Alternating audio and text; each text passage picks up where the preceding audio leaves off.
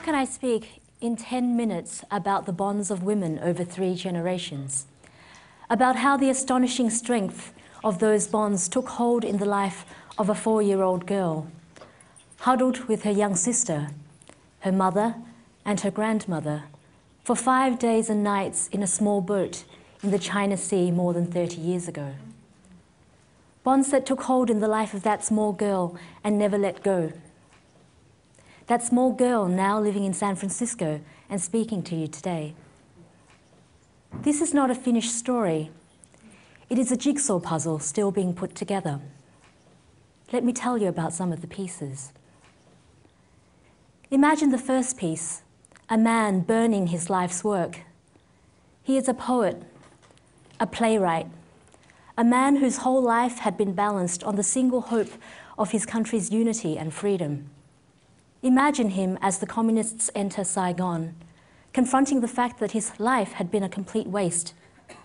Words for so long, his friends now mocked him. He retreated into silence. He died broken by history. He is my grandfather. I never knew him in real life. But our lives are much more than our memories. My grandmother never let me forget his life. My duty was not to allow it to have been in vain, and my lesson was to learn that, yes, history tried to crush us, but we endured. The next piece of the jigsaw is of a boat in the early dawn, slipping silently out to sea. My mother Mai was 18 when her father died, already in an arranged marriage, already with 2 small girls. For her, life had distilled itself into one task: the escape of her family and a new life in Australia. It was inconceivable to her that she would not succeed. So after a 4-year saga that defies fiction, a boat slipped out to sea disguised as a fishing vessel. All the adults knew the risks. The greatest fear was of pirates, rape, and death. Like most adults on the boat, my mother carried a small bottle of poison. If we were captured, first my sister and I, then she and my grandmother would drink. My first memories are from the boat. The steady beat of the engine, the bow dipping into each wave, the vast and empty horizon. I don't remember the pirates who came many times but were bluffed by the bravado of the men on our boat, or the engine dying and failing to start for 6 hours. But I do remember the lights on the oil rig off the Malaysian coast, and the young man who collapsed and died, the journey's end too much for him. And the first apple I tasted, given to me by the men on the rig. No apple has ever tasted the same. After 3 months in a refugee camp, we landed in Melbourne, and the next piece of the jigsaw is about 4 women across 3 generations, shaping a new life together. We settled in Footscray, a working-class suburb whose demographic is layers of immigrants. Unlike the settled middle-class suburbs whose existence I was oblivious of, there was no sense of entitlement in Footscray. The smells from shop doors were from the rest of the world, and the snippets of halting English were exchanged between people who had one thing in common. They were starting again. My mother worked on farms, then on a car assembly line, working 6 days, double shifts. Somehow she found time to study English and gain IT qualifications. We were poor. All the dollars were allocated, and extra tuition in English and mathematics was budgeted for, regardless of what missed out, which was usually new clothes. They were always second-hand. 2 pairs of stockings for school, each to hide the holes in the other. A school uniform down to the ankles because it had to last for 6 years. And there were rare but searing chants of slit eye and the occasional graffiti, Asian go home. Go home to where? Something stiffened inside me. There was a gathering of resolve and a quiet voice saying, I will bypass you.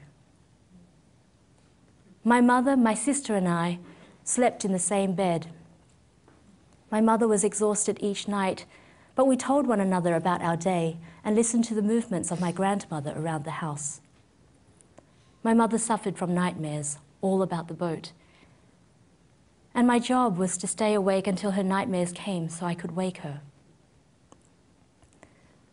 She opened a computer store, then studied to be a beautician and opened another business.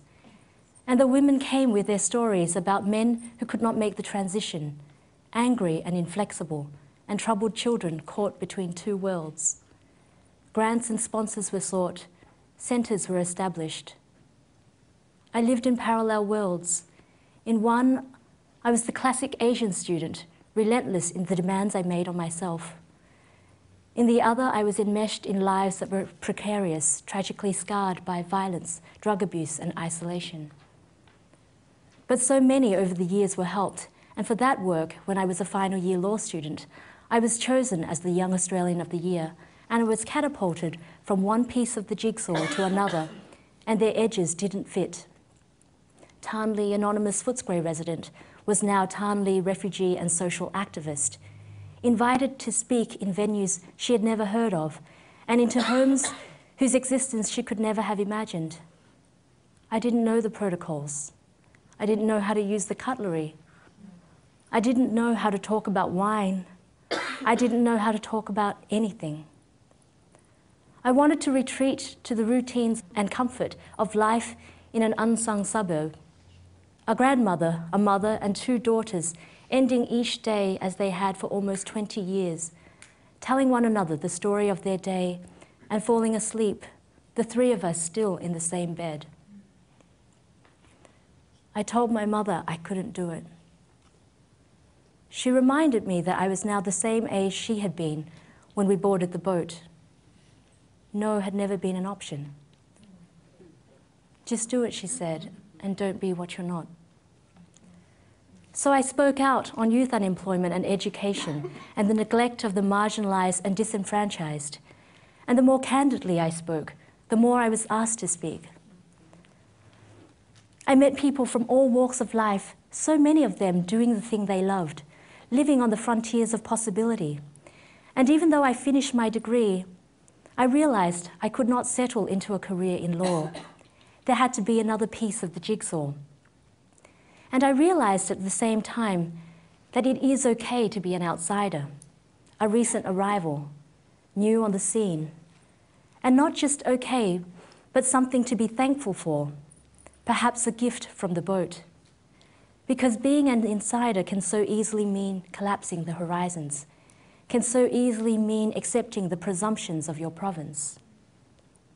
I had stepped outside my comfort zone enough now to know that yes, the world does fall apart, but not in the way that you fear. Possibilities that would not have been allowed were outrageously encouraged.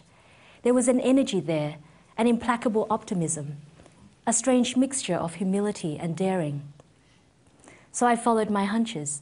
I gathered around me a small team of people for whom the label, "it can't be done," was an irresistible challenge. For a year we were penniless. At the end of each day I made a huge pot of soup which we all shared. We worked well into each night. Most of our ideas were crazy, but a few were brilliant, and we broke through. I made the decision to move to the US after only one trip. My hunches again. 3 months later, I had relocated, and the adventure has continued.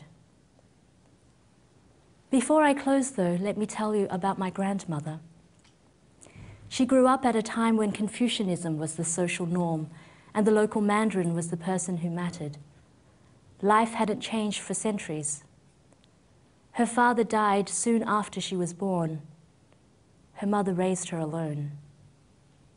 At 17, she became the second wife of a Mandarin whose mother beat her. With no support from her husband, she caused a sensation by taking him to court and prosecuting her own case, and a far greater sensation when she won.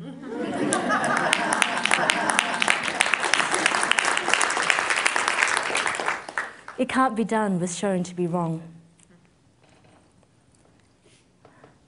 I was taking a shower in a hotel room in Sydney the moment she died, 600 miles away in Melbourne. I looked through the shower screen and saw her standing on the other side.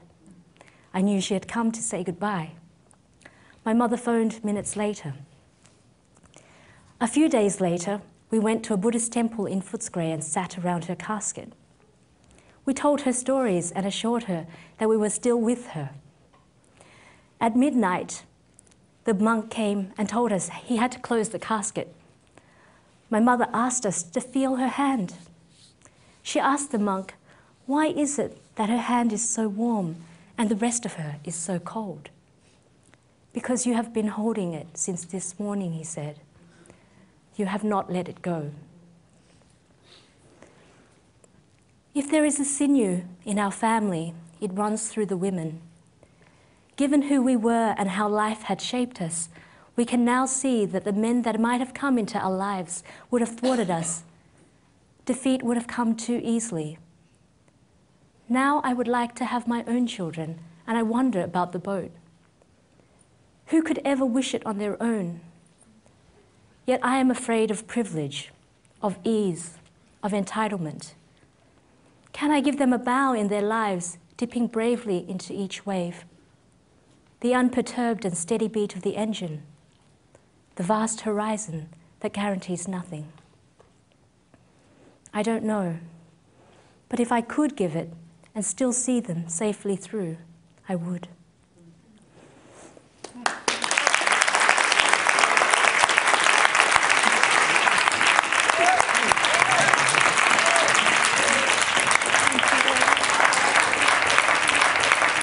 And also, Tan's mother is here today in the fourth or fifth row. So